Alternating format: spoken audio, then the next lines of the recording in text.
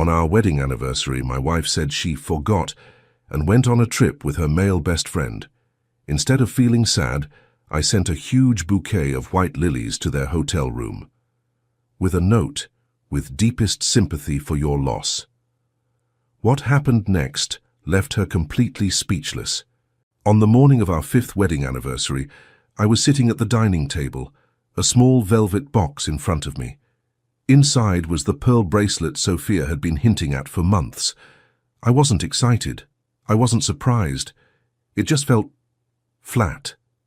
I heard wheels on the stairs, and sure enough, Sophia came down with a suitcase. No flowers, no happy anniversary, nothing. She gave me this forced, awkward smile. "Daniel, I'm so sorry. My friends booked a last-minute island trip. It all happened so fast, I completely forgot today was our anniversary." I just looked at her. It felt predictable. Nothing she said surprised me. I closed the bracelet box and nodded slowly. "It's fine, go. A beach trip sounds nice." She seemed relieved, too relieved, and walked out the door without looking back. Once the door closed behind her, I grabbed my phone and checked the tracking app I'd put on her car a while back. It wasn't because I wanted to control her. It was because I used to get nervous when she'd go on long trips alone. The tracker showed she was heading toward the pier. I checked the tracker. It wasn't a trip with friends, and it wasn't a coincidence that she forgot our anniversary. The tracker made it clear she was meeting Alex, her best friend. That morning just confirmed what I already suspected. I'm Daniel, 34, an architect. I just notice small things. I'm not paranoid and I'm not the jealous type, but I'm also not stupid. I usually trust people. Sophia liked that at first. When we got married, she traveled a lot for her job. Long drives, late-night returns, weekend trips with her colleagues. I installed a tracker on her car because she once had a minor accident coming home at 1 a.m., and it scared the hell out of me. She knew about the app back then. Over time, she seemed to forget it even existed.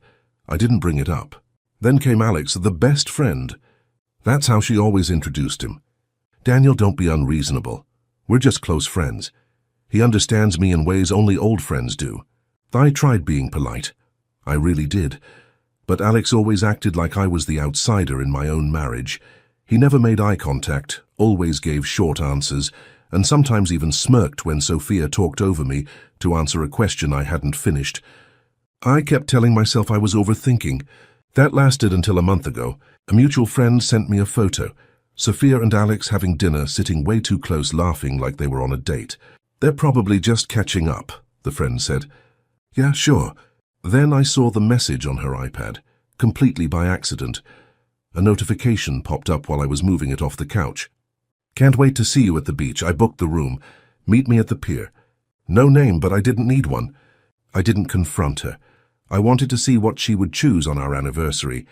I even bought the expensive pearl bracelet she'd been eyeing for months, just to see if it mattered to her, even a little. Spoiler, it didn't. She didn't hesitate for a second that morning. She didn't even glance at the dining table. No curiosity, no guilt, no anything. She walked out like it was nothing. That told me everything. I wasn't emotional about it. It just confirmed what I already knew. So I sat there watching the little red dot on the tracker move straight toward the pier. She wasn't meeting friends or going on any random trip. She was going exactly where her messages told me she would be. For once, nothing was confusing anymore. She chose what she wanted, so I acted based on that. Tracking the little red dot was almost boring because everything happened exactly the way I expected. She drove straight to the pier, parked, and the signal stopped moving once she boarded the ferry.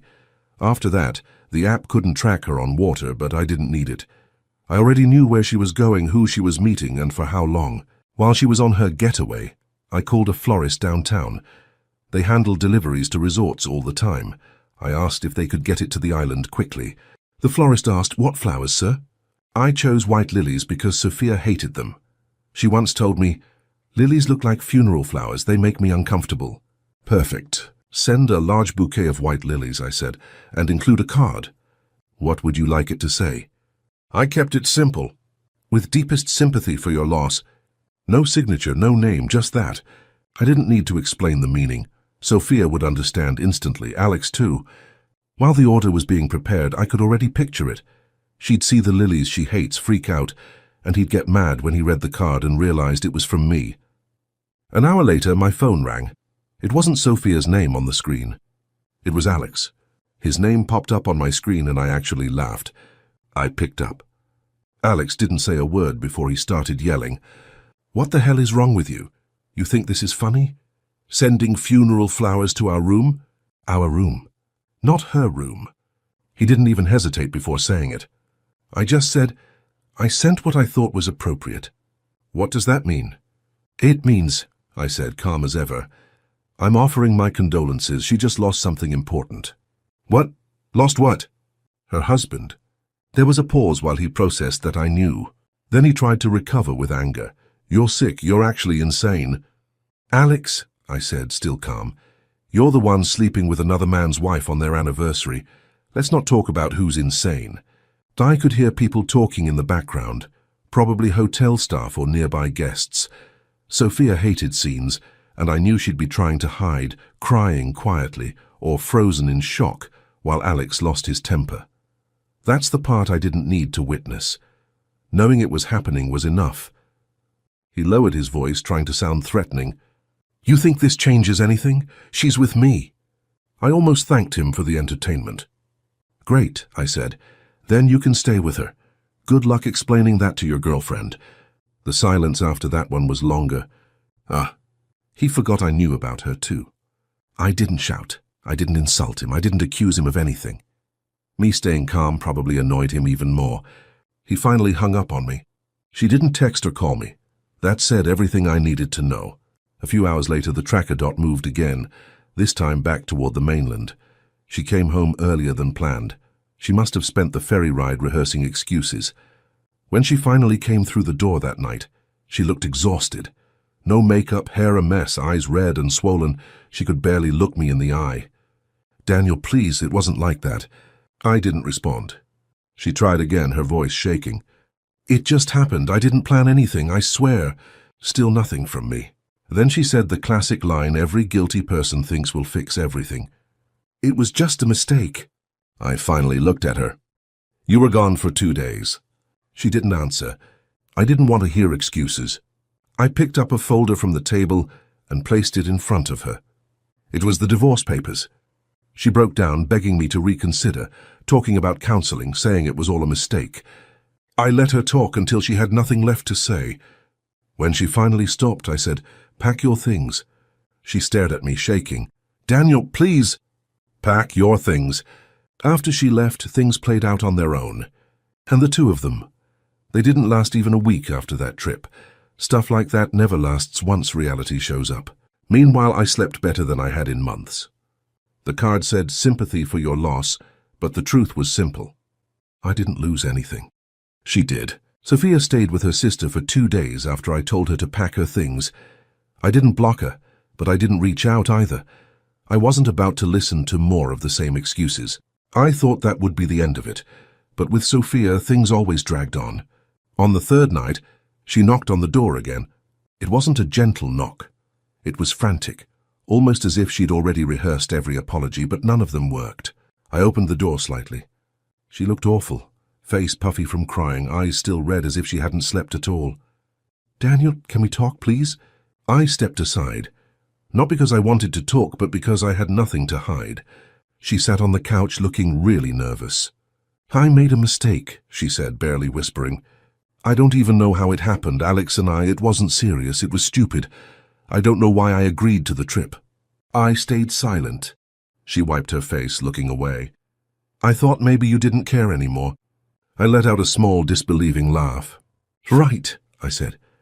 "I showed I didn't care by buying you a bracelet for our anniversary. That makes perfect sense." She looked down, embarrassed. Then came the usual apology speech, the one everyone who's cheated gives. "I'm willing to fight for this marriage. I'll cut him off. We can do therapy. I'll do anything you want." I let her get through the whole thing. When she stopped, I slid the divorce papers across the table to her again. "Sophia, this is already done." She stared at the papers like she'd never seen them before, even though she had cried over them just a few days ago. "I can't lose you," she said, voice breaking. "I swear I'll change." I shook my head. "You didn't lose me because of a mistake. You lost me because of your choices."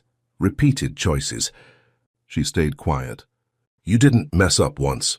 You planned a trip, booked a room, lied for weeks, and then left me on our anniversary without a second thought. You weren't confused. You were comfortable. She didn't say anything else. She broke down again, sobbing. But none of it made me feel anything, not anger, not guilt, not sadness, just done. After a few minutes, she stood up, tears still streaming down her face. Can I at least stay here tonight? I have nowhere else to go. No, I said, not out of anger, just coldly. This isn't your home anymore. She froze at that. Then she nodded, like she finally understood. She left quietly, and when the door closed behind her, everything was just quiet. After that, things went the way you'd expect. Her parents called me to apologize on her behalf. Her brother asked if I wanted him to talk to Alex. I said no, not my problem. Her cousins, who adored her, suddenly avoided her. Her friends stopped inviting her places because they didn't want the drama. Sophia went from perfect wife to the one who blew up her marriage for a beach trip with an ex overnight. I didn't tell anyone anything. The story spread because she'd been bragging about the trip, and people connected the dots. As for Alex, he got dumped by his girlfriend the day after she saw the bouquet photo. Apparently, the hotel staff had already heard the drama and talked about it. The place is small, so people heard about it fast. Sophia texted me once more about 2 weeks later. I'm really sorry. I hope someday you can forgive me. I didn't reply, not out of spite, just because there was nothing left to talk about. She made her choices. I made mine. And for the first time in years, the silence felt peaceful. Life after the divorce was quieter than I expected. Not sad, just quiet. I went back to my routines, my projects, my gym schedule, the small things I hadn't had space for when I was constantly trying to guess where my wife really was. I didn't jump into dating. I didn't stalk Sophia online. I just lived normally again, and that was enough. Almost a year later, I met someone new at a design workshop. Her name was Emily, a landscape architect. We ended up working on the same mock project, and she was easy to talk to. Nothing weird or complicated. We started grabbing coffee after sessions, then lunch, then weekend hikes. There was no rush, no labels, no pressure. It just grew naturally. On a beach trip with her a few months later, a simple, no-drama weekend getaway, I packed the velvet box I had once set aside on my anniversary. Not because I wanted to replace anything. I just didn't want the bracelet sitting in a drawer collecting dust, tied to the wrong memory. One evening, while we were sitting on the sand watching the tide, I took the box out. Emily looked at it like she wasn't sure if I was proposing or handing her a puzzle. It's not what you think, I said. She laughed, relieved. I opened it. This was meant for someone else, I told her honestly, but it never got to be a gift. I didn't want to keep it as something left over from my marriage. She didn't gasp or cry. She just nodded like she understood. Are you sure? She asked. Yeah, I said. It feels right.